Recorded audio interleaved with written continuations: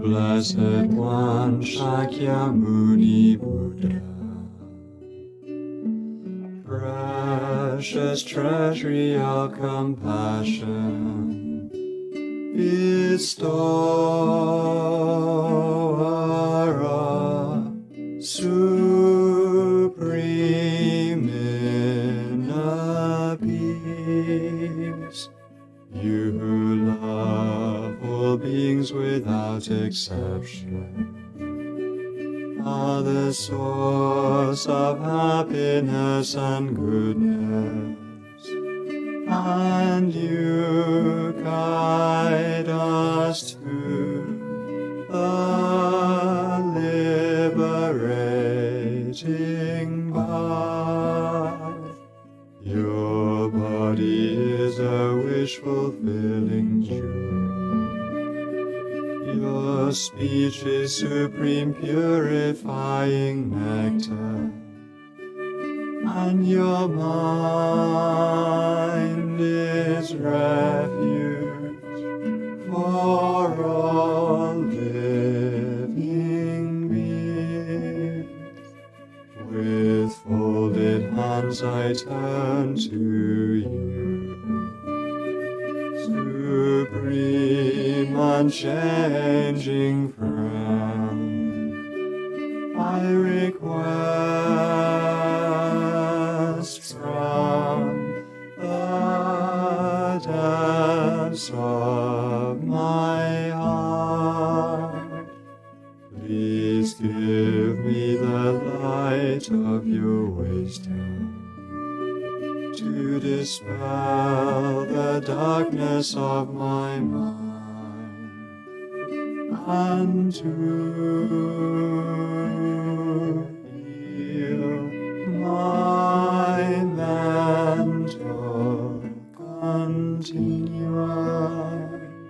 Please nourish me with your goodness, that I in turn may nourish all beings with an unceasing banquet of delight.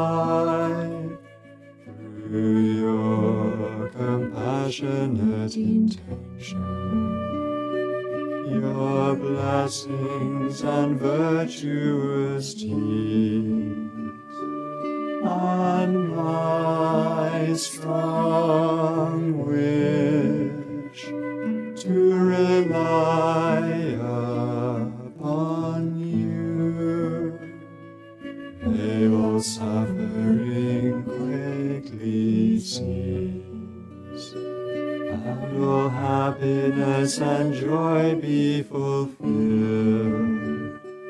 and may holy Dhamma flourish forevermore.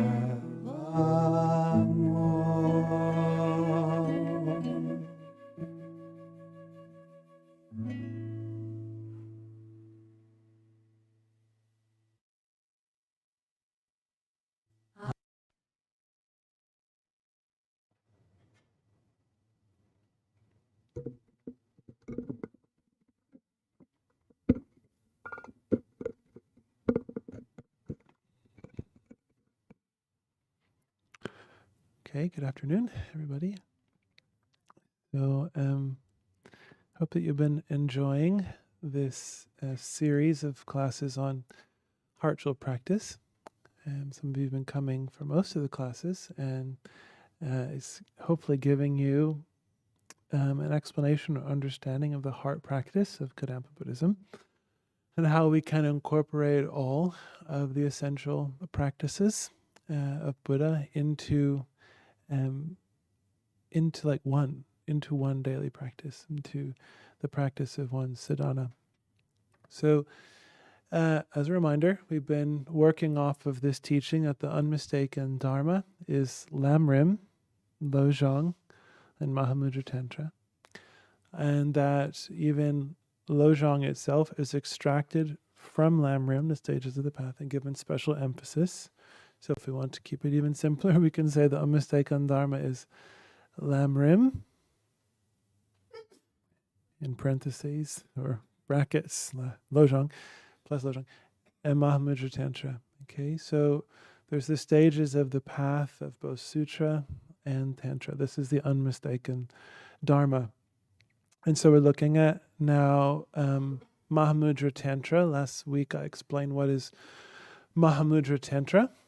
And then we started to look at the preliminary guide. So if we're going to gain realizations of Mahamudra, or gain the realization of the Mahamudra, we're going to gain experience of the stages of generation and completion, stage of highest yoga tantra, then we need to lay the foundation of practice of Lamrim, but also of the preliminary practices or the great preliminary guides. Okay, so then we looked at a little bit the first of four main preliminary guides, refuge, the guide of going for refuge.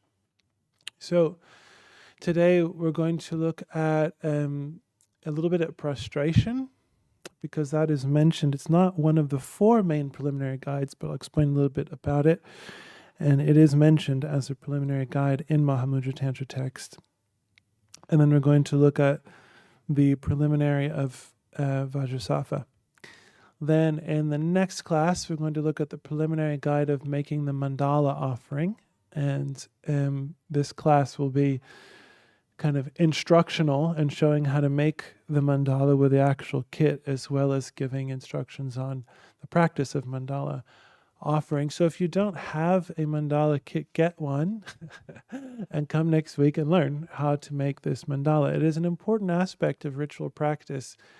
As we know, Venerable Geshe-la has retained all the essential practices that we need, and this particular ritual practice of making the mandala physically is something that he has retained. You know, many other types of rituals from Tibetan practice have not been retained and passed on, but this is essential. So we should learn. If you don't know, get a kit. Next week you're going to get instructions and learn, because anyway, it's important. So that will be next week. Then the week after that is going to be teaching on the preliminary guide of Guru Yoga. Okay. And the dissolution of the guru. So go back over that. And then we'll have the final two classes on Mahamudra practice. So it's mentioned that there's two methods for meditating on Mahamudra. And so we'll look at each of those two methods in the final class. And that will conclude this set of classes on Harchul. So next year in the summer, we have our summer festival at Manjushri Center, and the highest Yoga Tantra empowerments will be given. And if you haven't received the highest Yoga Tantra empowerments, then you should receive them. I cannot encourage you more to go in person to receive the blessings of these empowerments. They're the gateway into which, or through which, we can enter tantric practice. And even if we've received them once, we need to receive these empowerments many times. Geshe-la said, I think at least 10 times. He said, when you should receive these at least 10 times. Okay, so of course we know we need to refresh the experience of the empowerment. This continually keeps our practice strong and effective. So this series of classes is going to end at the end of this year. And I'm trying to decide what to do going forward. And I have kind of an inkling that it might be good to focus on some tantric practices as we lead up to the summer festival. And so if you're interested in this and you would like some more in-depth tantric instruction, then please let Carol let her know.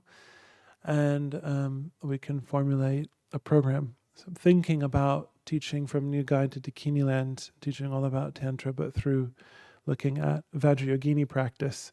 But we can also look at Haruka practice. We can look more at the 5 stages of the oral instructions of Mahamudra and so forth. But I think it's important that we do emphasize the study and practice of Tantra as we lead into receiving those empowerments and after we receive those empowerments.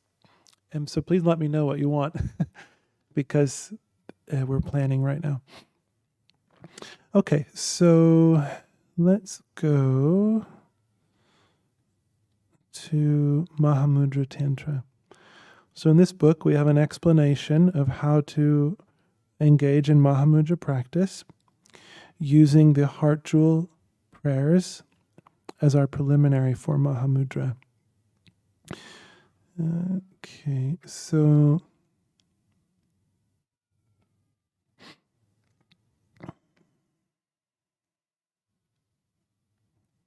actually before we start with the visualization, I should read about the importance of the preliminary practices. So take this from Oral Instructions in Mahamudra.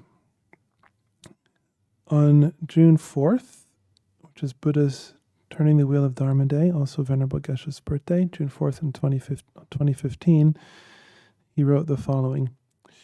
If we really want to attain permanent liberation from the sufferings of this life and our countless future lives, and experience the ultimate bliss of enlightenment by depending upon the practice of Mahamudra, it is very important that we put great effort into the practice of the 4 great preliminary guides.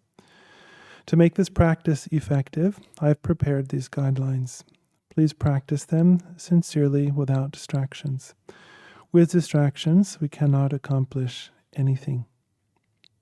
Okay, so as an introduction to this explanation, he is encouraging us to practice these 4 great guides. They are the preliminary of going for refuge, the preliminary of Vajrasattva meditation and recitation to purify obstacles, the preliminary of making the mandala offering to accumulate great merit or good fortune, and the preliminary of Guru Yoga, or relying upon our spiritual guide, to receive blessings.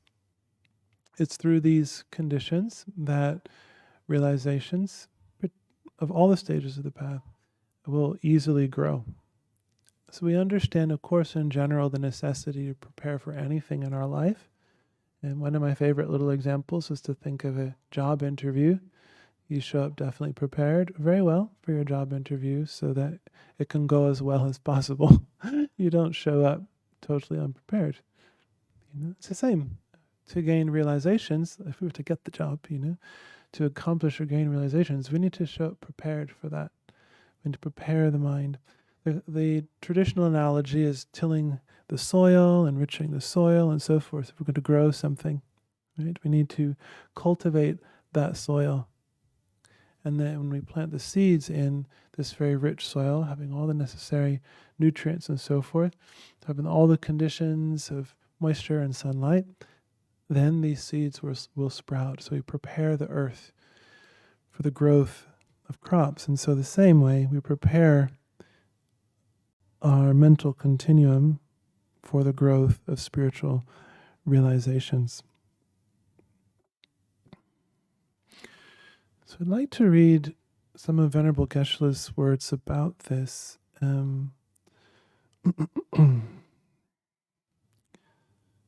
This comes from the summer festival in 2016, when Genla Dekyung and Genla Khenrab gave the transmission of the book Oral Instructions of Mahamudra.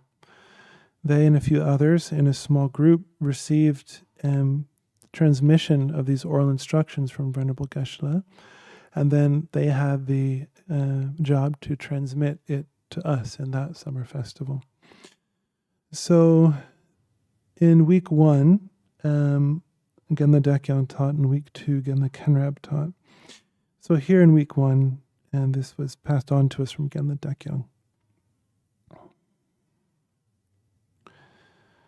This is in relationship to the, so from oral instructions it says, the function of the preliminary practices is principally to accumulate merit, purify non-virtues, and receive blessings.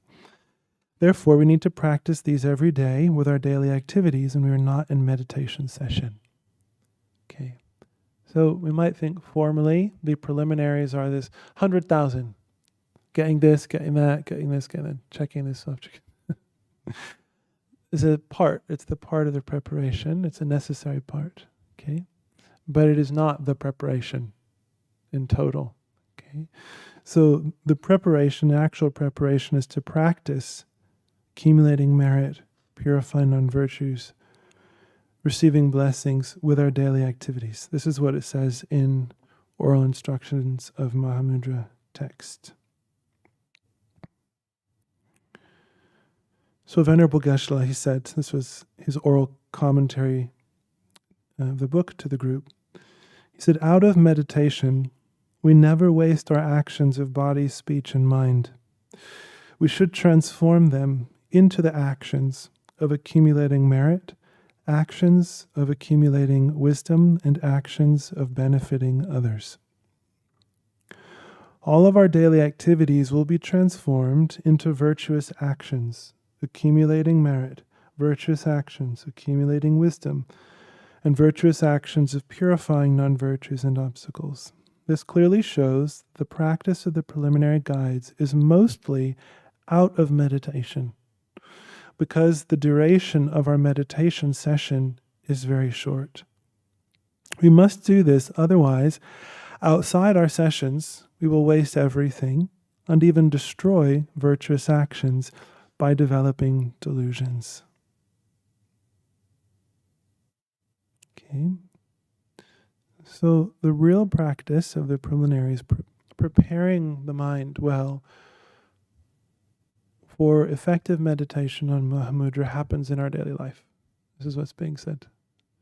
Yes, in retreat, and in the course of our daily practice, we can focus on accumulating 100,000 of the refuge prayers, 100,000 Vajrasattva recitations, 100,000 mandala offerings, 100,000 Guru Yoga prayers or mantras. Of course, this is a formal instruction. But the main practice of each of these is to incorporate that into our daily life, to incorporate going for refuge, purifying, and so forth, and to make an offering of our practice to our spiritual guide. So how do we make an offering of our practice to our spiritual guide in our daily life? How do we do this? What does this look like? So there's different ways. We're actually always receiving instructions on how to do this. For instance, at the end of an empowerment, we were given instructions about how to keep the deity at our heart, how to go for refuge to the deity, how to make offerings to the deity like this, always keeping this recognition that we are with Buddha, Buddha is with us in whatever form the deity may be appearing, and to practice in this way in our daily life. So we can try to make these food offerings, we can try to offer any type of enjoyment like this, okay? Accumulating merit by making these offerings, generating faith, receiving blessings of our spiritual guide. Of course, but that's not always easy. It takes time to get into that practice. I think if we're very, very good at this practice, then everything of our daily life, in fact, we're transforming. So there's no ordinary activity. It's quite an extraordinary accomplishment.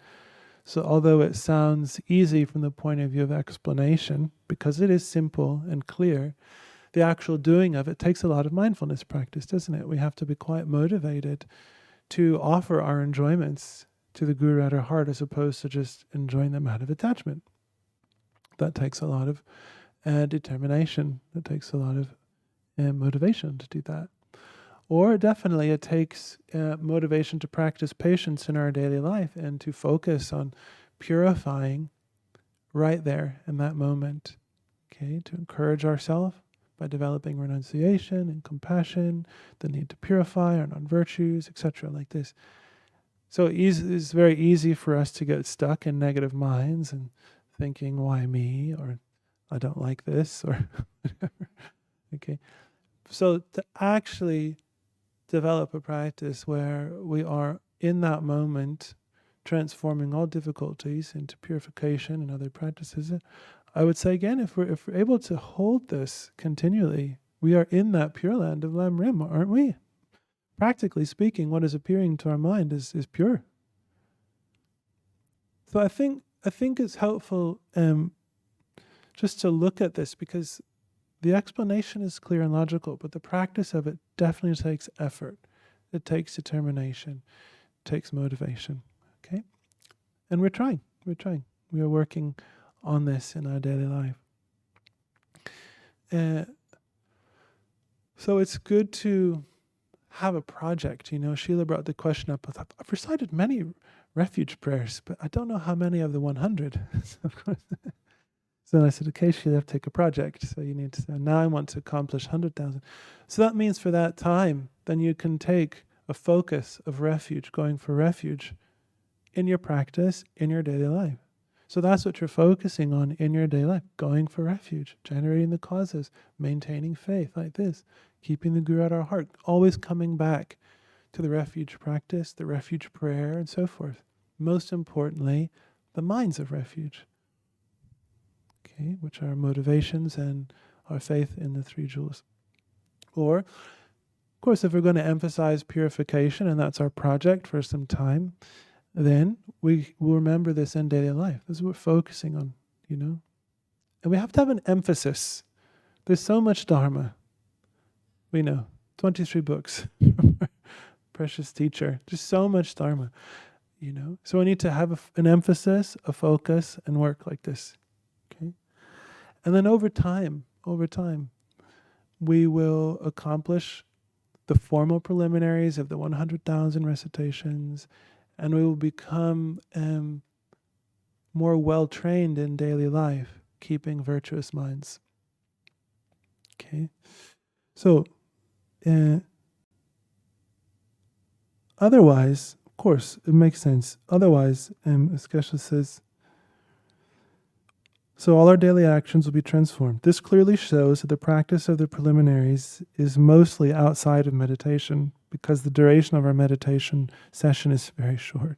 So that's one reason. The meditation time is short, but we need more time to actually accomplish the preliminaries within. So that means in daily life we have the rest of our time. Okay. The other is that if we don't do this transformation of daily life into preliminary practice, then we may waste our meditation time. Because what he's saying is, in meditation time, yes, we're reciting, but then out of meditation we have none of these minds. So it's a waste, isn't it?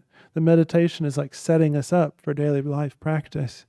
But if in daily life we're not maintaining these special understandings or using these practices, and they're wasted, the time in meditation is useless, So,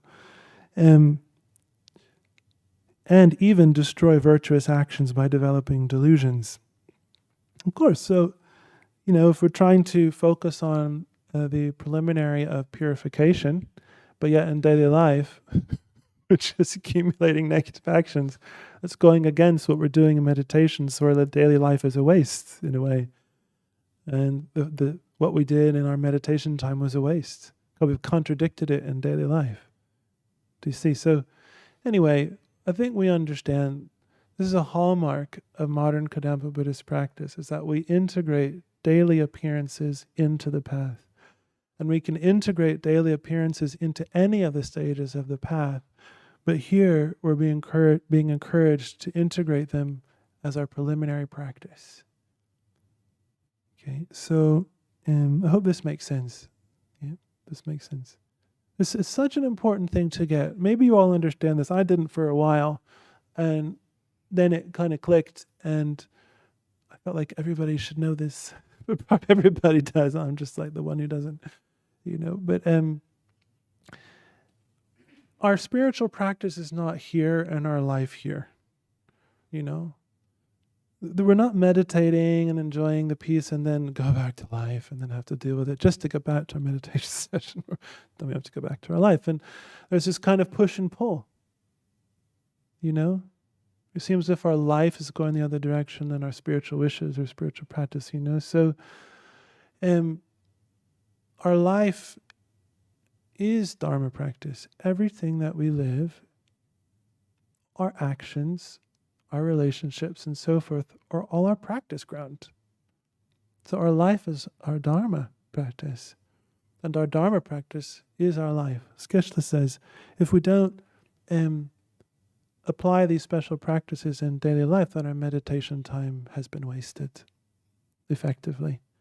So we want to integrate, right? Integrate our life and what we are studying and what we are meditating on, like this, to connect them, transforming everything into the path. I believe it was Milarepa. He said something like, I don't need Dharma books. It's a very confident statement. I don't need Dharma books. We need Dharma books, by the way. But Milarepa doesn't need Dharma books. He said, I don't need Dharma books because everything that I see confirms the truth of Buddha's teachings. And I think that is what we're aspiring toward. Everything that we see or experience confirms the truth of Buddha's wisdom. That we see a teaching, we see something meaningful. Venerable Geshe is a master at this. Okay, so so now this is again the Dekyang's kind of commentary to Venerable Geshe's encouragement to integrate daily life and meditation practice, to take daily life as the practice ground for our preliminaries. So she said, this is huge instruction for the meditation break. And there are so many different ways we can put this instruction into practice. Some of them have been mentioned already. So say, for example, just a simple way. Say you think, it doesn't matter, I accept. So, say some difficulty is arising, you think, it doesn't matter, I accept. And we offer this practice of patience to our Guru at our heart. You think, how often could I engage in this practice? Her answer, when any adversity arises, you happily accept. This is a purification practice. What is it purifying? When we happily accept any difficulty, what are we purifying? No answer. I'm just joking. I know. I just always remember how Genla Kunsang says, no answer. She does the question answer. I know some of you are trying to give me an answer. John? Okay, good. Negative karma arising that's causing that, Sheila? Anger? Yeah. Definitely. Of course. So many things are purifying just by accepting and not developing negative minds. Okay, so you had a lot of good answers. So this is a purification practice. It is the main way Kadampas purify. Genla Dekyang is always telling us this. She's always saying, this practice of patience in daily life is the main purification practice. Because I think we keep thinking it's something else. Like if I purify enough, I won't have problems in daily life. So my main purification practice is Vajrasattva. Do you see what I'm saying? I don't want to get rid of it. Just want to get rid of it. Yes, of course, we want to get rid of obstacles, but we're in samsara. So we must learn to accept them patiently, peacefully, being able to transform them into patience practice, taking and giving, renunciation, compassion, emptiness, and so forth. So it is the main way Kadampas purify. We happily accept whatever arises, having given up the thought that things should be other than how they are. Beautiful. Every moment you are happily accepting what's appearing and not fighting it, like, no, this can't be happening, like that. And getting all upset, for example. Instead, we can think like Geshe. We transform everything that appears into lamrim of patience, renunciation, compassion, correct view of emptiness, and we offer. We offer that to our teacher, to our spiritual guide. She talked a lot about this, didn't she, at the Fall Festival? In the very first commentary, she talked a lot about transforming daily appearance into the path. Another way of understanding this is the practice of the 3 objects, 3 poisons, and 3 virtuous roots, transforming all these things into meaningful objects. So putting Dharma into practice is the best offering. There's nothing that delights our spiritual guide more. So in our daily life, Geshe says, Transform your actions into actions of accumulating merit. So if we are thinking, even in a simple way, I am engaging in this action in order to be of benefit to others. I'm doing this to benefit others. I'm saying this to benefit others.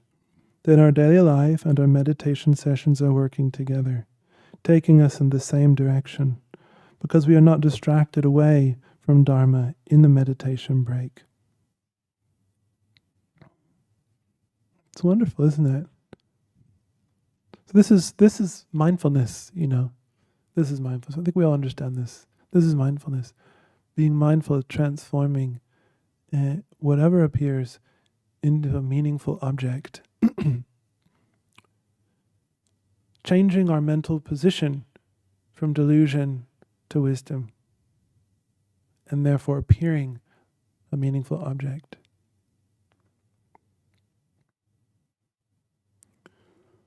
So Geshe encourages us to bring all our daily appearances into the spiritual path of Karam Lemrim. Let everything teach you Dharma, so your mind is focused on Dharma in the meditation session and in the meditation break. So Geshe says this is quite simple. Somehow we manage to make it incredibly complicated. I think it's because we don't want to do it. We do this. We'll come up with objections.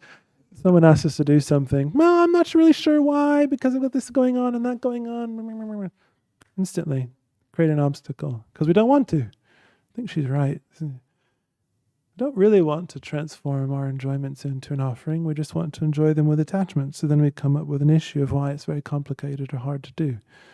But in fact, it's very simple. It's just a matter of familiarity. Anyway, so we simply change our intention, change our view, and everything can become a spiritual lesson teaching us Karam Dharma. So then, one last thing I want to say, it actually comes, it's in the mandala offering text, but Geshe says this, so this is Geshe's words.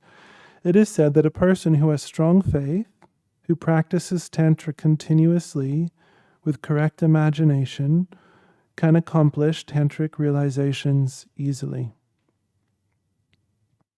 So in tantric practice, we're transforming what we see. We're overcoming ordinary appearances and conceptions.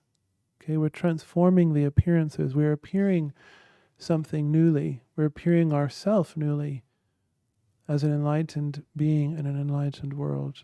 Okay, through self-generation practice, we're doing this. Then we are accomplishing this through completion stage practice. Okay? So all the time we are changing what appears. Now from the point of view of self-generation practice, we're changing it in an extraordinary and radical way. We're going from an ordinary being to a deity, from an ordinary world to a pure world. What's the 180, right? Complete opposite. Okay, so that's like this ultimate practice in Tantra. But we are doing it all along the way in our sutra practice, aren't we? Aren't we changing what we see? Aren't we changing the appearances by changing how we think about things? Definitely. So all the while we are changing daily appearance, transforming what appears. It isn't self-generation practice, of course, but it's very similar. That's very, very similar. So we train in divine pride and clear appearance. So divine pride overcomes ordinary conceptions. Okay, it's a way of thinking. It's a way of believing.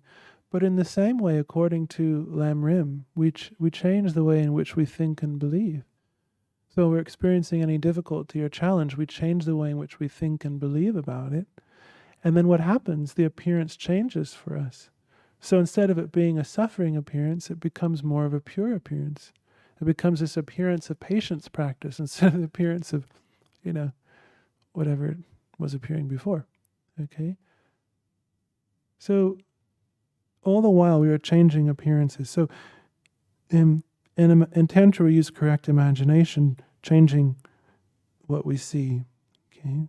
Geshe says, sometimes we see people who have faith, who externally appear to be dull and foolish, and not to know much, but who in fact have achieved high tantric realizations through the force of their great faith and imagination.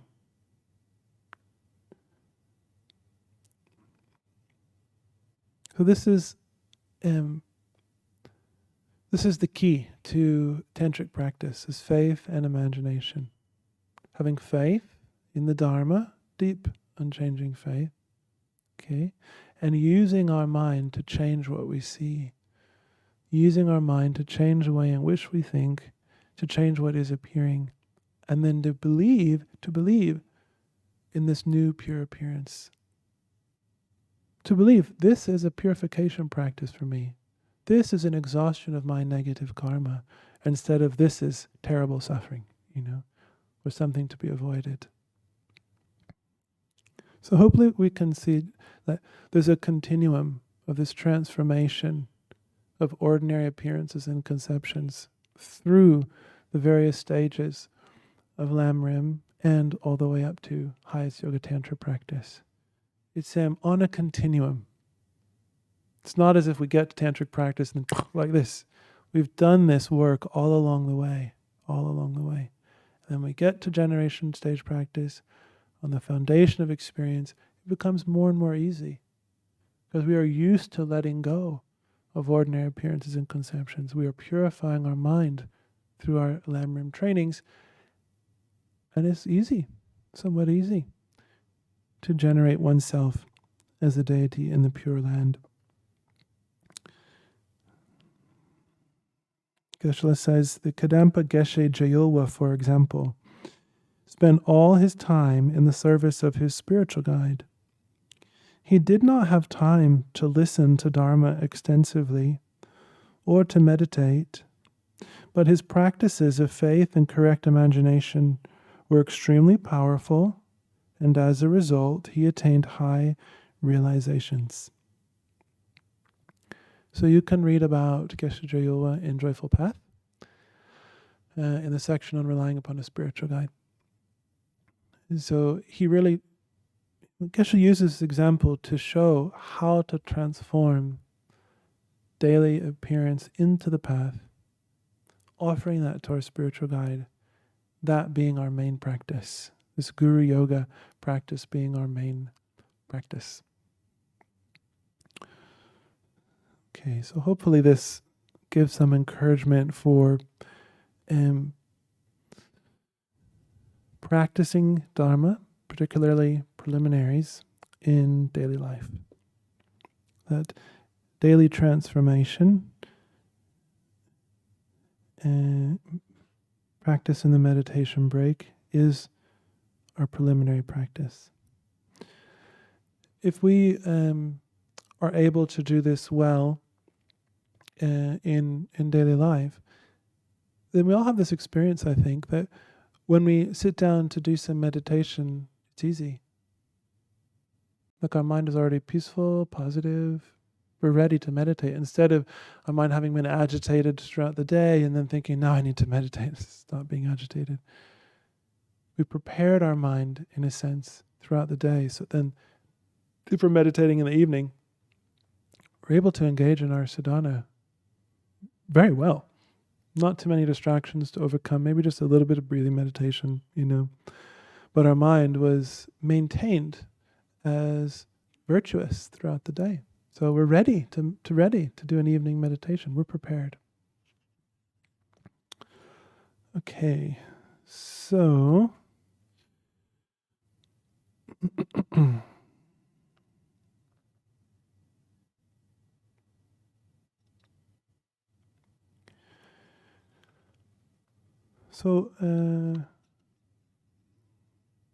generally we talk about the 4 great preliminary guides. In New Guide to Dakini Land, it's explained that there's 9 preliminary guides. Okay, and in Mahamudra Tantra here it mentions prostration as a preliminary guide.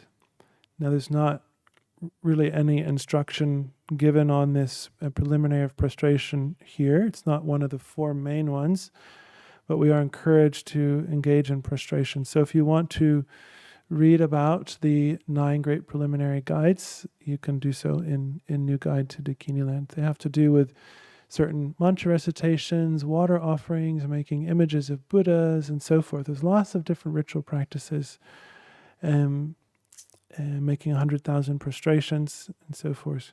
So all of these practices are, in effect, part of Guru Yoga practice, right? So purification is not separate from Guru Yoga practice.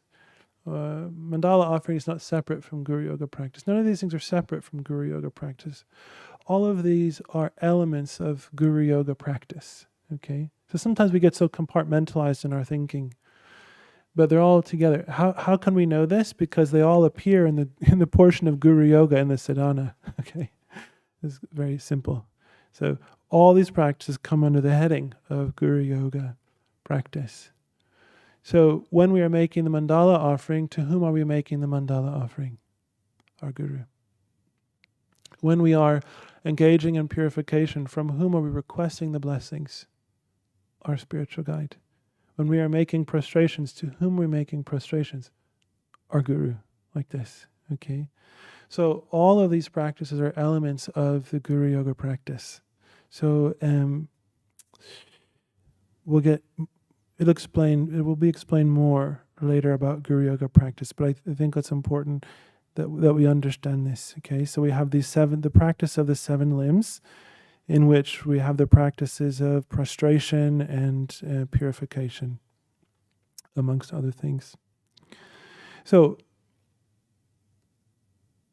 what makes our Guru Yoga practice effective?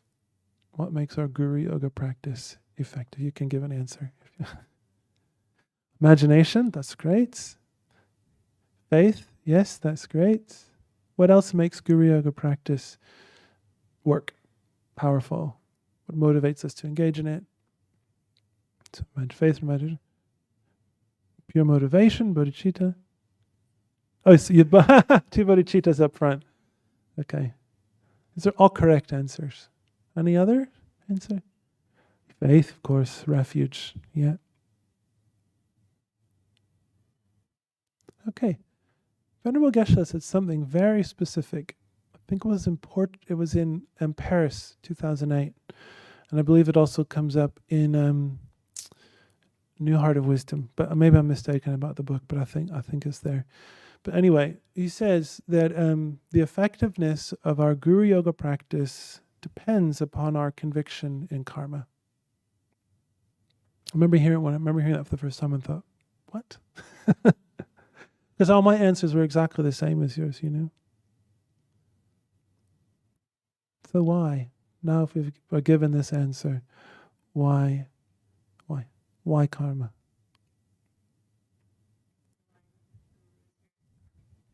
Correct. So Nicole says, because relying upon the spiritual guide is in fact a very powerful karmic action. That's definitely part of it. It's correct. So any actions that we engage in relationship to the 3 jewels are actions of liberation and enlightenment. But to believe in this takes conviction in the laws of karma, because as the results of these actions lead us to liberation and enlightenment. So the more we have a conviction in the laws of karma, the more we will want to make these actions that lead to liberation and enlightenment. Because if we don't have, we need to be clear about this, if we don't have a spontaneous renunciation or spontaneous bodhicitta, then our actions are not leading us out of samsara. Because we still have attachment to this life and so forth, or just our ordinary actions, of like giving somebody a nice meal, wonderful, creating some merit, but that's creating merit for a nice meal within samsara. It's not creating the cause for the pure delights of uncontaminated bliss in the pure land of Sukhavati, for instance. You see, the cause and effect is very specific. And we know about this in the teachings on karma, that the results of actions are definite, they're specific. So any actions we engage in relationship to 3 jewels are necessarily leading us to liberation and enlightenment due to the power of the 3 jewels. But all of our normal, ordinary actions are not necessarily causes of liberation and enlightenment. Okay?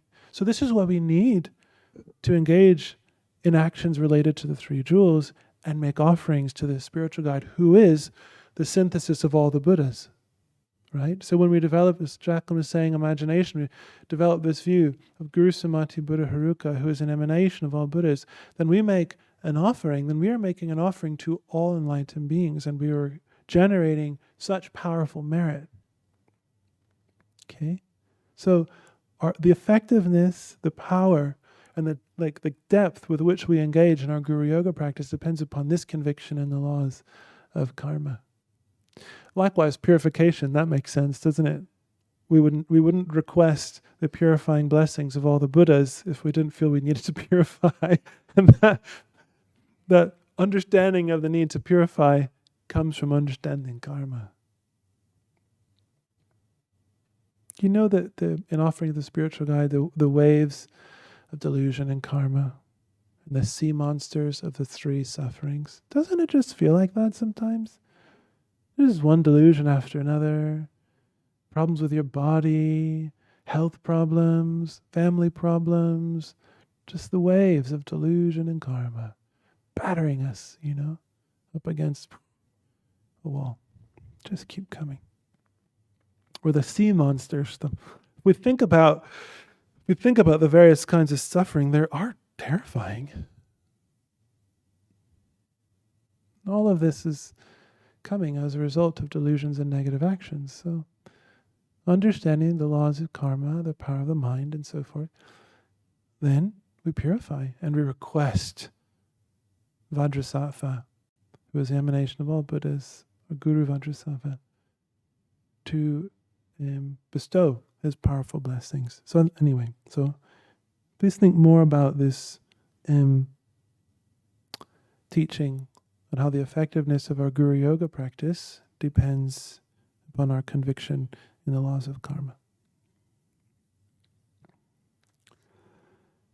Okay, so excuse me.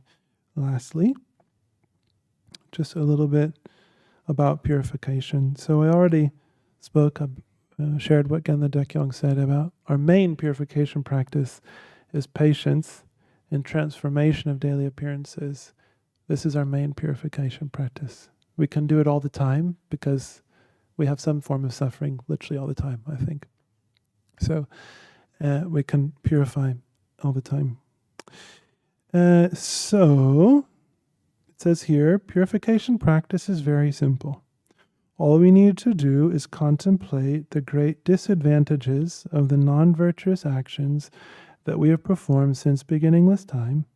Then with strong regret, we confess all these non-virtuous actions, as well as transgressions of our vows and commitments, to Lama Losang Buddha Haruka, or Guru Samati Buddha Haruka, who is in front, and to all the other holy beings, while reciting the following verse. And it's the verse from Hartjul, the confession verse. He says, we should repeat this practice many times, the recitation of this verse. At the end of each session, we repeat the practice of recalling the consequences of non-virtuous actions, requesting purification, reciting the verse. So this whole sequence, we repeat this many times. As a great preliminary guide for a Mahamudra practice, we can collect 100,000 recitations of this verse. So that verse in Hartjul, you can use that 100,000. Okay. Alternatively, we can collect 100,000 recitations of Vajrasattva's mantra. Okay. So instructions on how to do this are given in oral instructions of Mahamudra. There's a very, very brief Vajrasattva sadhana, and it's explained. It is explained how to insert this into Hartjul practice. It's explained how to insert this with hundreds of deities, the joyful land, according to Highest Yoga Tantra, but also commonly with a Hartjul practice we're looking at, we can also put it there. Okay, so you can learn more. It's very simple in here, and then you can, if you wish, take the project of purification practice. So last thing I'd like to say is that one very good way to transform our daily life into the path is at the end of each day, take some time, a few minutes, to review your practice that day. And no doubt there will be many good things you've done, many positive minds you tried to develop, right? Of course, we're all trying, we're all practicing Dharma in daily life. So think like this. And then rejoice in that and make all of that an offering to your spiritual guide. It really helps, really, really helps. Because yes, maybe throughout the day, of course, our delusions, our distractions, but we're practicing, we're trying, right? We're making progress. So it's good to review, dedicate, rejoice, dedicate, offer, like this, okay? You can even transform all the virtues into beautiful offerings if you wish, oceans of lotuses and so forth. These beautiful, beautiful, sublime offerings. You can mentally transform your virtues into whatever you want and offer us all to Guru Sumati Buddha Haruka. Doing this daily is very, very good practice. Okay, so we'll stop here and you all can have some discussion together. Maybe just go in groups of threes, perhaps, something like that. Threes, fours. And we'll come back in about 15 minutes.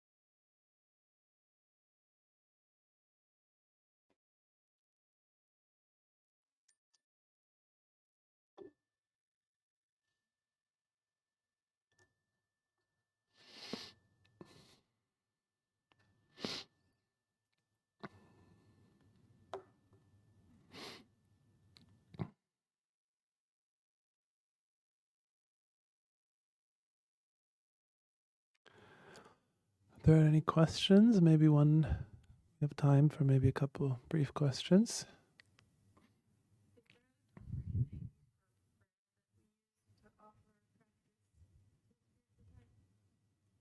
No, just trying to think. You can just mentally make your own prayer, I think, or you can use, I'm trying to think if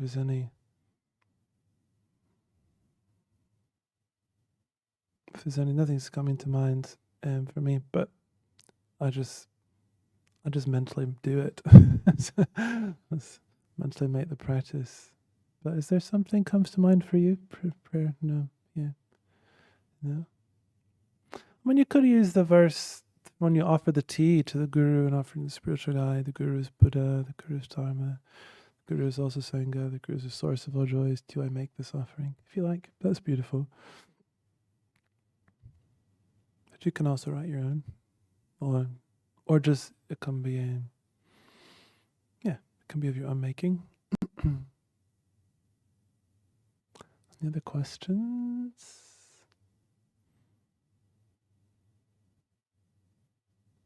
No? Okay. So I have a question for you. Of giving you a choice of meditation. Do you want to, we're going to start with a meditation and then engage in the practice from there.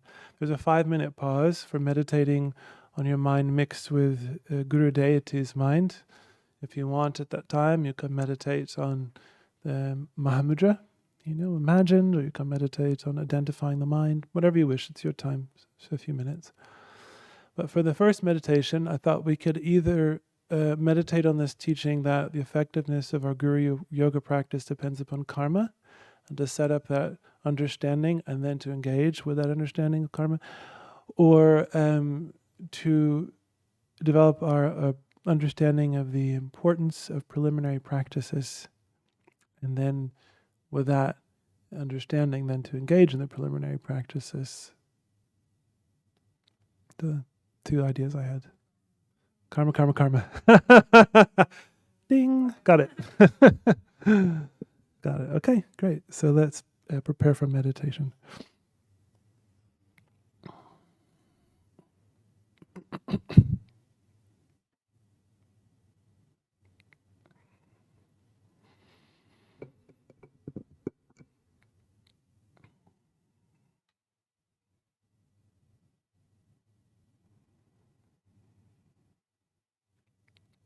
Please quiet your mind. Withdraw your attention from distracting objects.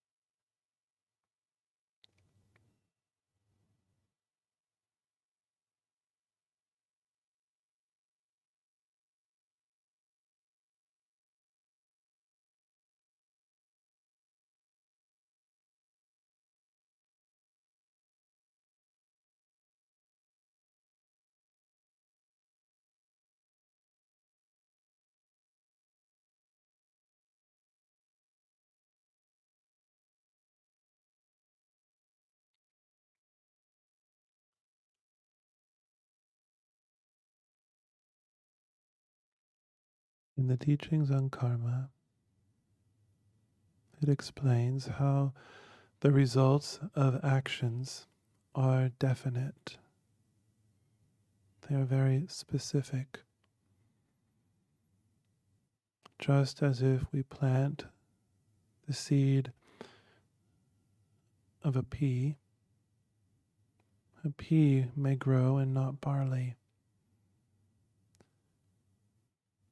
If we engage in virtuous action, happiness will result and not suffering.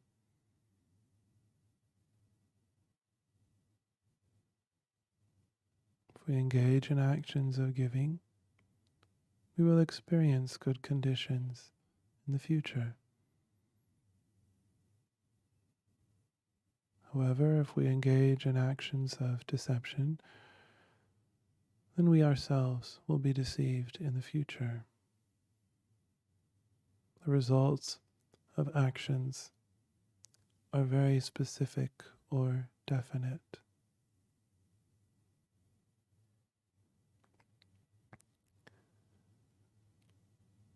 When we engage in the practices of Guru Yoga, such as prostration, offering, and purification, we create the cause for liberation and enlightenment. Any action we engage in relationship to the three jewels is an action of liberation and enlightenment. Otherwise, our ordinary actions done with ordinary motivation, such as giving, result only in ordinary happiness. So we must engage in actions in relationship to the three jewels. We must create this special karma, the karma for liberation and enlightenment.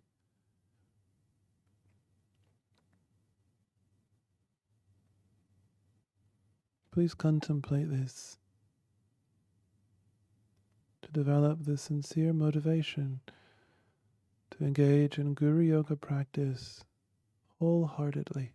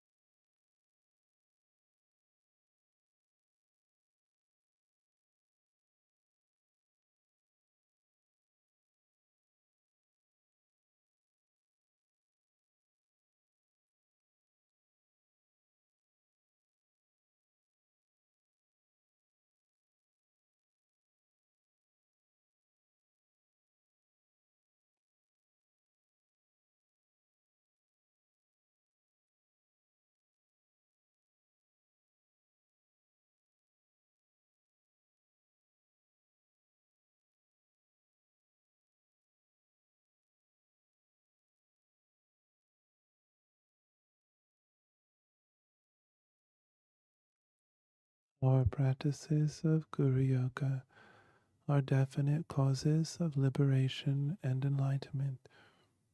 How wonderful that we have the opportunity to create this karma of liberation and enlightenment.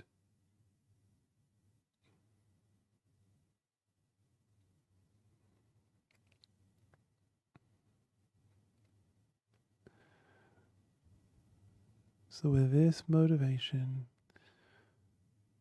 we can now go for refuge to the Guru and Three Jewels on the behalf of all living beings, so that our family, friends, and others will receive the special care, guidance, and protection of the Three Jewels.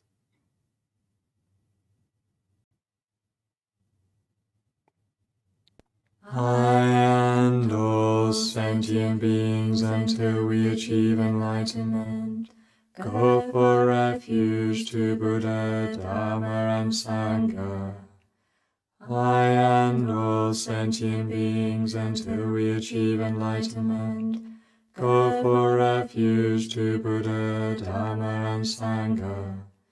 I and all sentient beings until we achieve enlightenment, go for refuge to Buddha, Dharma, and Sangha. Through the virtues I collect by giving and other perfections, may I become a Buddha for the benefit of all. Through the virtues I collect by giving and other perfections, may I become a Buddha for the benefit of all. Through the virtues I collect by giving and other perfections, may I become a Buddha for the benefit of all. From the heart of the protector of the hundreds of deities of the joyful land, to the peak of a cloud which is like a cluster of fresh white curd, all-knowing Losangdrakpa, King of the Dharma, please come to this place together with your sons. In the space before me on a lion throne, lotus and moon, the venerable Gurus smile with delight. O supreme field of merit for my mind of faith, please remain for 100 eons to spread the doctrine. Your mind of wisdom realizes the full extent of objects of knowledge. Your eloquent speech is the ear ornament of the fortunate. Your beautiful body is ablaze with the glory of renown. I prostrate to you, whom to see, to hear, and to remember is so meaningful. Pleasing water offerings, various flowers, sweet-smelling incense light, scented water, and so forth. A vast cloud of offerings, both set out and imagined, I offer to you, O supreme field of merit. Whatever non-virtues of body, speech, and mind I have accumulated since time without beginning, especially transgressions of my 3 vows, with great remorse I confess each one from the depths of my heart. In this degenerate age you strove for much learning and accomplishment. Abandoning the 8 worldly concerns, you made your freedom and endowment meaningful.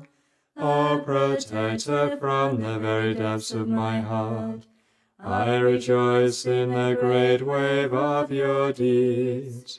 From the billowing clouds of wisdom and compassion, in the space of your truth body, O venerable and holy Gurus, please send down a rain of vast and profound Dharma, appropriate to the disciples of this world.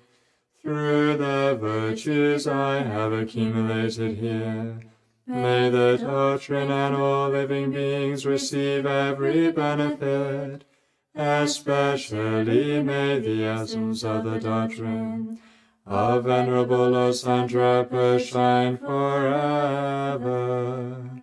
The ground sprinkled with perfume and spread with flowers, the great mountain for land, sun, and moon, seen as a Buddha land and offered thus. May all beings enjoy such pure lands. Idam Guru Ratna Mandala Kam Niryatayami. Tsongkhapa, crown ornament of the scholars of the land of the snows.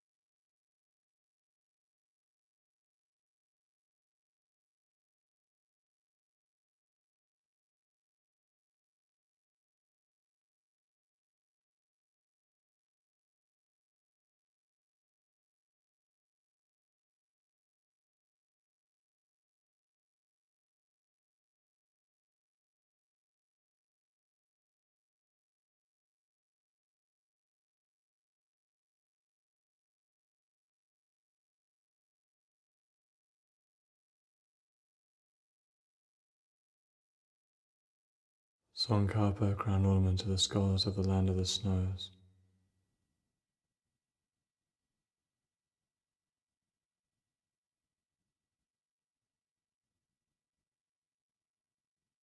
Lord Tsongkhapa, I request you please grant your blessings. The path begins with strong reliance on my kind teacher, source of all good. Oh, bless me with this understanding to follow him with great devotion. This human life with all its freedoms extremely rare with so much meaning. Oh, bless me with this understanding all day and night to seize its essence. My body like a water bubble decays and dies so very quickly. After death come results of karma just like the shadow of a body. With this firm knowledge and remembrance bless me to be extremely cautious, always avoiding harmful actions and gathering abundant virtue. Samsara's pleasures are deceptive, give no contentment, only torment. So please bless me to strive sincerely to gain the bliss of perfect freedom. Oh, bless me so that from this pure thought come my fullness and greatest caution, to keep as my essential practice the doctrine's root, the pratimosha.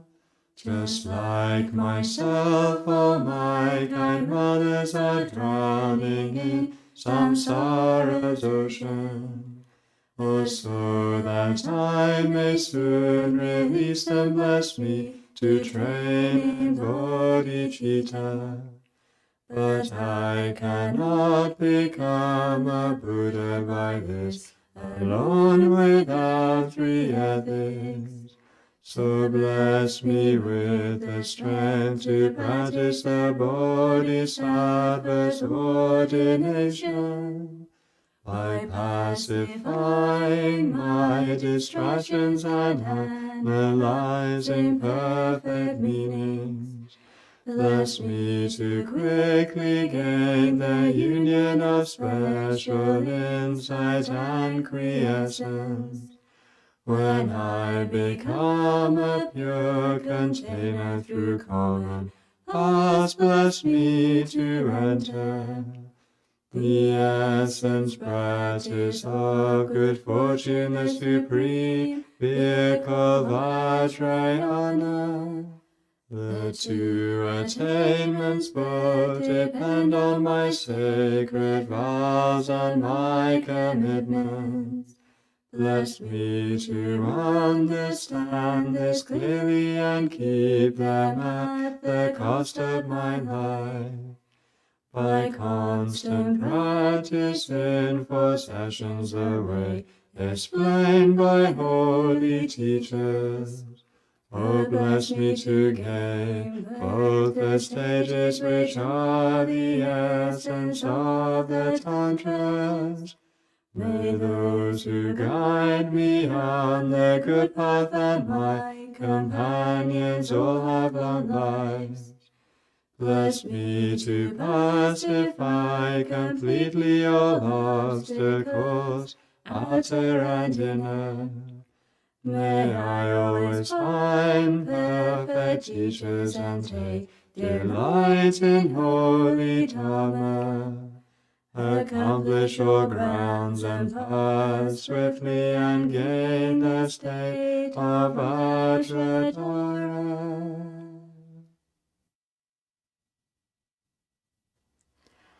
From the hearts of all the holy beings, streams of light light and nectar flow down, granting blessings and purifying.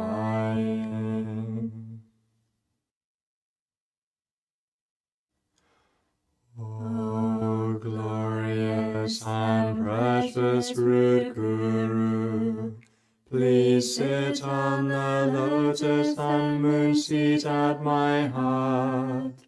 Please care for me with your great kindness, and grant me the blessings of your body, speech, and mind.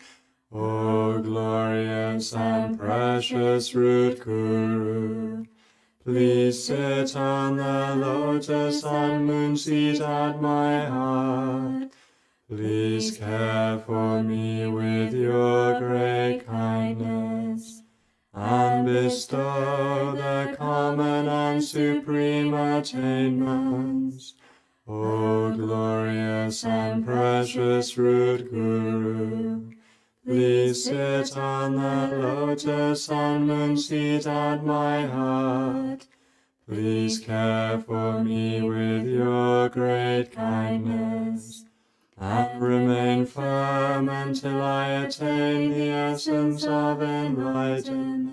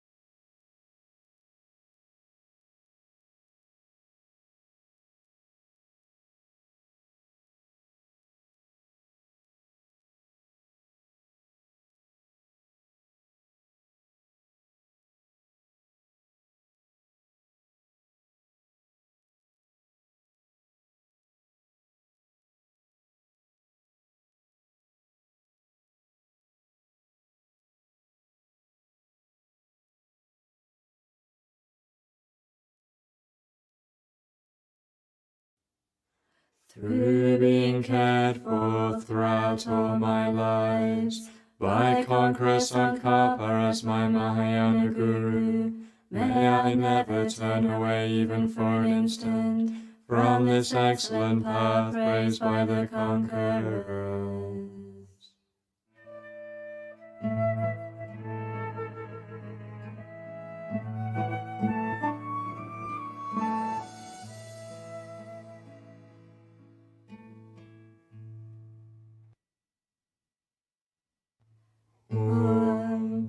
I have the clarity of the Yuga before me in the center of red and black fire and wind. On a lotus and sun trampling demons and obstructives is a terrifying mind which is powerful and alert. Upon this sits a great King Doji Shuddha, the supreme heart jewel of Dharma protectors. His body is clothed in the garments of a monk, and on his head he wears a round yellow hat. His hands hold a sword and a heart of compassion. To his followers he shows an expression of delight, but to subdue demons and obstructors he displays a wrathful manner. He is surrounded by a vast assembled retinue, such as his attendant Kachip Mapo and so forth. Light rays from my heart and speed invite the wisdom beams from the sphere of nature and from all the different passes where they abide. They become inseparable from the commitment beam.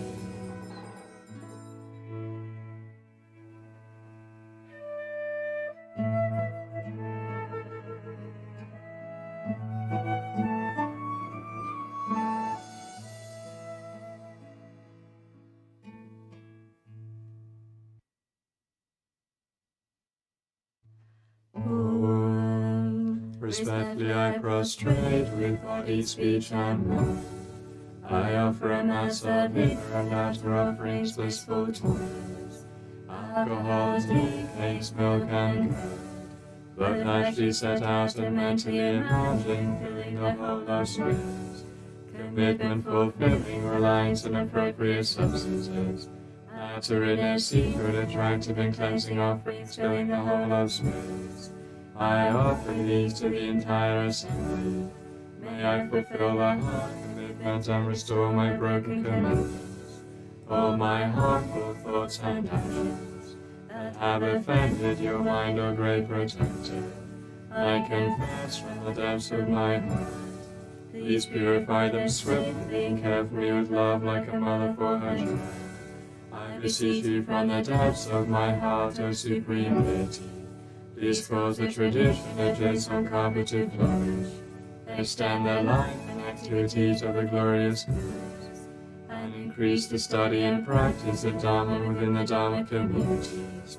Please be with me always like the shadow of my body, and grant me your unwavering care and protection. Destroy all obstacles and adverse conditions, bestow favorable conditions and fulfill all my wishes. Now is the time to show clearly your versatile strength, through your four actions which are swift, incisive, and unobstructed, to fulfill quickly my special heartfelt desires, in accordance with my wishes. Now is the time to distinguish the truth and falsity of actions and effects. Now is the time to dispel false accusations against the innocent. Now is the time to protect the visible and protected. Now is the time to protect our practitioners as your children. In short, from now until I attain the essence of enlightenment, I shall honor you as the embodiment of my Guru, deity, and protector. Therefore, please watch over me during the 3 periods of the day and the night, and never waver in your actions as my protector.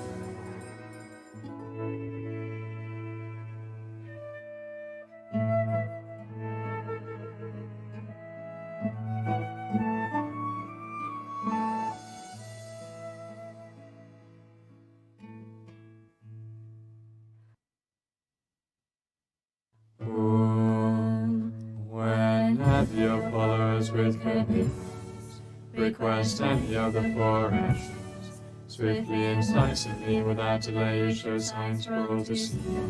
So please accomplish the actions that I now request of you. This day the sun of Jessamkarpa's tradition shines throughout the sky of samsara and nirvana, eliminating the darkness of inferior and wrong paths. Please cause its light to spread and bring good fortune to all living beings. May the glorious gurus who uphold this tradition have indestructible lives as stable as the supreme victory. May they send down a rain of deeds fulfilling the wishes of disciples, so that Jessamkarpa's doctrine will flourish.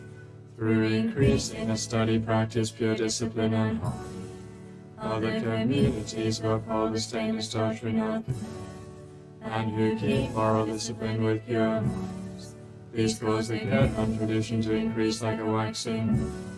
Through your actions, please fulfill the essential wishes of all practitioners who uphold the victory path, of practicing single-pointedly the stages of the paths of Sutra and Tantra, the essence of all the teachings they have.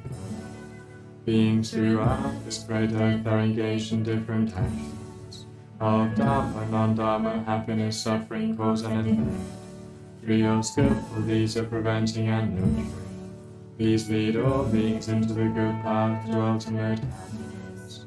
In particular, please destroy the obstacles and unfavorable conditions of myself and other practitioners. Increase our lives, our merit, and our resources, and gather all things animate and inanimate to be freely enjoyed. Please be with me always like the shadow of my body, and care for me always like a friend, by accomplishing swiftly whatever I wish for, and whatever I ask of you. Please perform immediately without delaying for a year or even for a month appropriate actions to eliminate all obstacles caused by misguided beings with harmful minds who try to destroy Jessamkarpa's doctrine, and especially by those who try to harm practitioners. Please remain in this place, always surrounded by most excellent enjoyments, as my guests partake continuously of dharmas and offerings. And since you are entrusted with the protection of human wealth and enjoyment, never waver as my guardian throughout the day and the night. All the attainments I desire arise from merely remembering you, a wish-fulfilling jewel, protector of the dawn. Please accomplish all my wishes. All the attainments I desire arise from merely remembering you, a wish-fulfilling jewel, protector of the dawn. Please accomplish all my wishes. All the attainments I desire arise from merely remembering you, a wish-fulfilling jewel, protector of the dawn. Please accomplish all my wishes.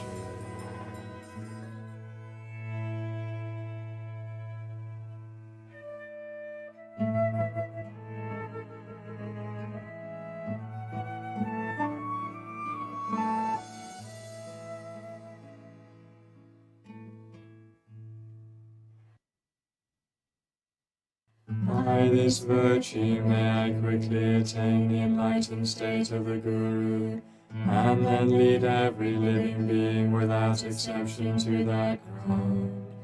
Through my virtues from practicing with pure motivation, may all living beings throughout all their lives never be parted from peaceful and wrathful Manjushri, but always come under their care.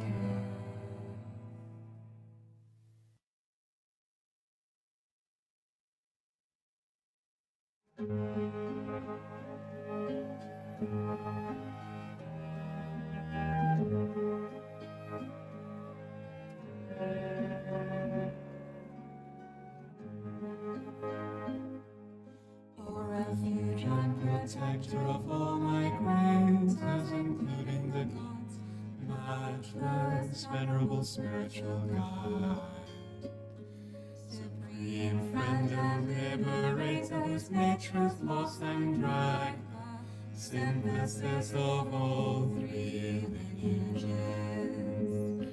of time humble illuminating the entire universe. I request you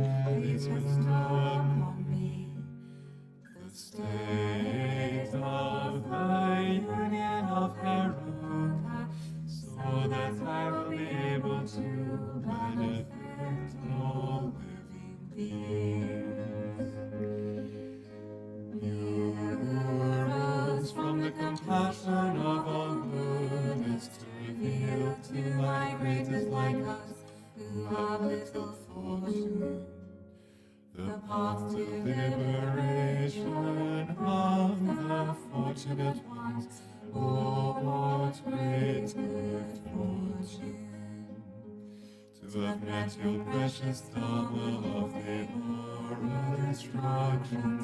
I request you, please bestow upon me the state of the union of Heroka, so that I will be able to benefit all living beings. In these impure times you manifest as our spiritual guide, endowed with the excellence of learning and purity. O supreme ocean of infinite good fortune, I request you, please bestow upon me the state of the union of Heroka, so that I will be able to benefit all living beings. The doctrine of Buddha, and especially the doctrine of protected non-Jews oral lineage, exists through the kindness of the previous holy gurus.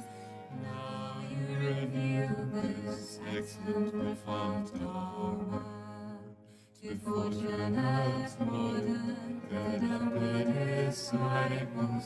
I request you, please bestow upon me the state of the union of Heroka, so that I will be able to benefit all living beings.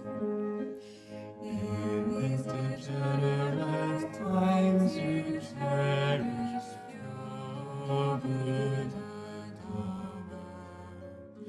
You show us how to begin, make progress in, and complete our practice of Dharma, through which we will attain supreme permanent liberation and happiness, and yet due to the strength of our worldly concerns, we are unable to repay your kindness. Please be patient with us. Through the compassionate intention that you previously generated, and considering the kindness of your own spiritual guide, O supreme spiritual guide, please remain at my heart and bestow upon me the state of the union of Heroka, so that I will be able to benefit all living beings.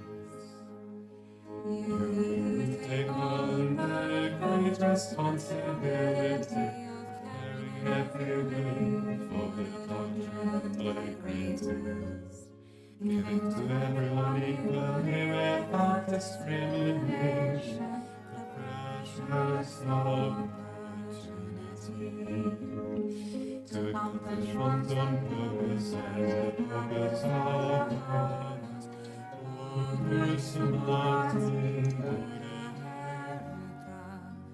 Please remain at my heart forever, so that all directions will be pervaded by a matchless excellence. Through the blessings of the Buddha and three precious truths, the sublime assistance of the Yidam and Dharma protectors, and the faithful heart and the virtuous deeds of the great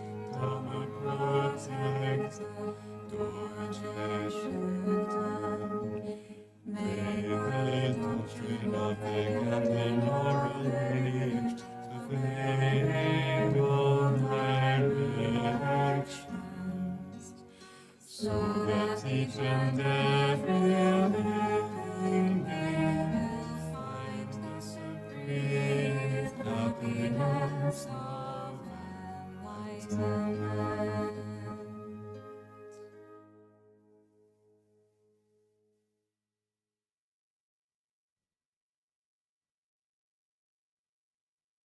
O Guru Vajradhara, Kalpabhadra Samudra Shribhadra, Kelsangyatso, excellent glory, Sawa Siddhi Hum, please bestow upon me all the attainments, especially the state of the union of Haruka. O Guru Vajradhara, Kalpabhadra Samudra Shribhadra, Kelsangyatso, excellent glory, Sawa Siddhi Hum, please bestow upon me all the attainments, especially the state of the union of Haruka. O Guru Vajradhara, Kalpabhadra Samudra Shribhadra, Kelsangyatso, excellent glory, Sawa Siddhi Hum, please bestow upon me all the attainments, especially the state of the union of Haruka. Om Ma Guru Vajradhara, Kalpabhadra Samudra Shribhadra, Sawa Siddhi Hum Hum.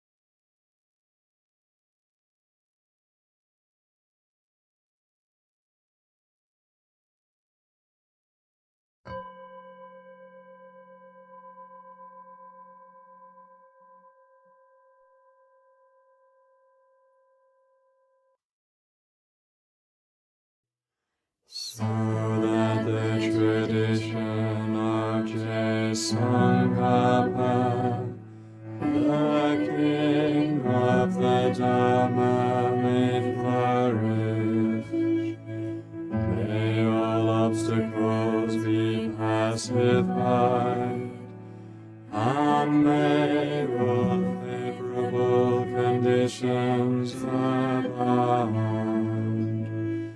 Through the two collections of myself and others, gathered throughout the three times, may the doctrine of Conqueror Lord Sandrapa flourish forevermore.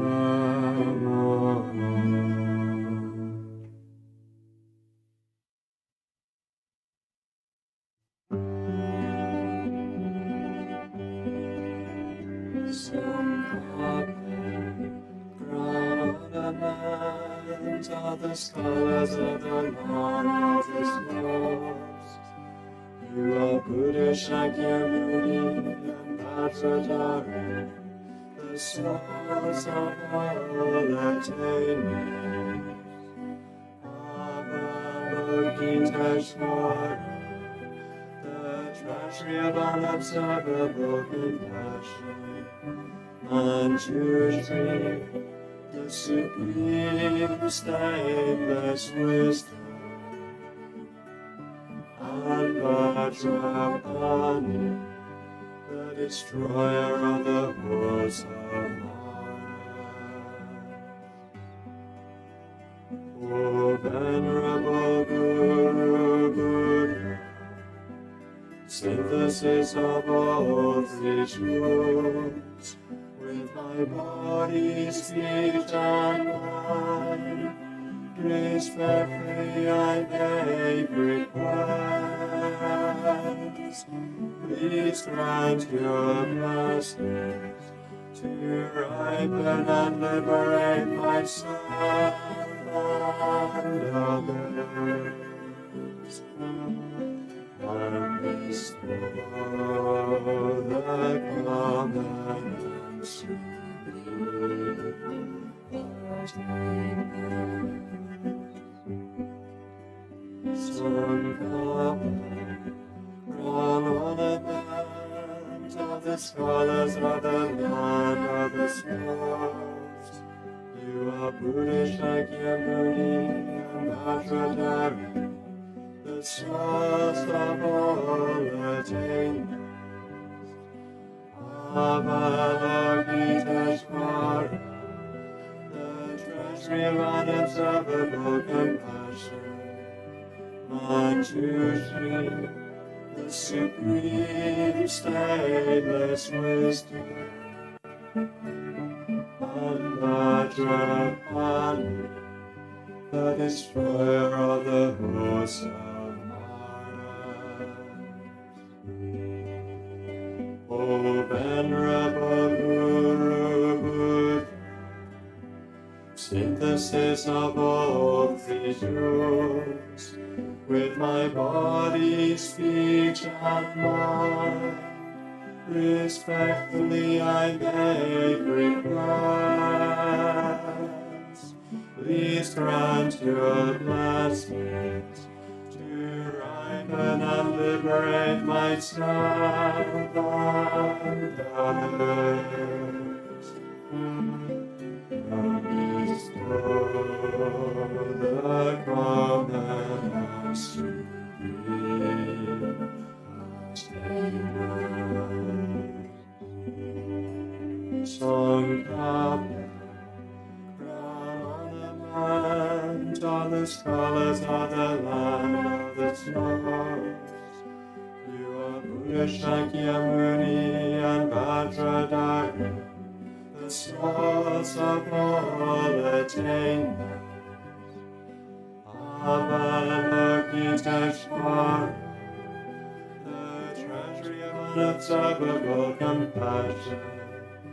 Manjushri, the supreme stainless wisdom.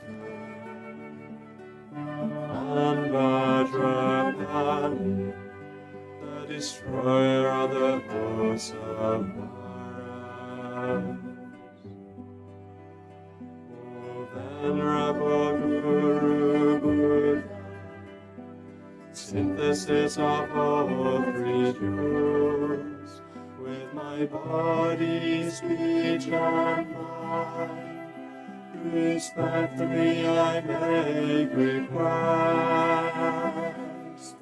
Please grant your blessings to ripen and liberate myself and others, and bestow the common and supreme